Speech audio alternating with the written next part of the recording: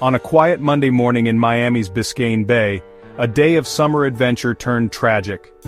Around 11 a.m., a small group from the Miami Youth Sailing Foundation was enjoying what should have been just another session on the water.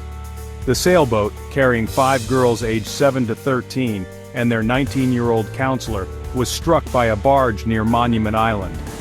In the chaos, the sailboat capsized. First responders from Miami Beach Police, Miami-Dade Fire Rescue, and the U.S. Coast Guard rushed to the scene.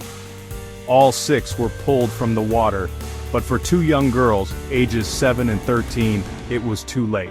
They were pronounced dead at the hospital. 2 others remain in critical condition, fighting for their lives. Emily Copeland, Commodore of the Miami Yacht Club, shared the heartbreak of an entire community, calling the incident a terrible tragedy. Coast Guard Captain Frank Florio offered condolences, promising a thorough investigation to uncover what went wrong and help prevent future tragedies. This devastating event is a reminder of the risks, even in settings meant to inspire and teach. My thoughts are with the families and everyone touched by this loss.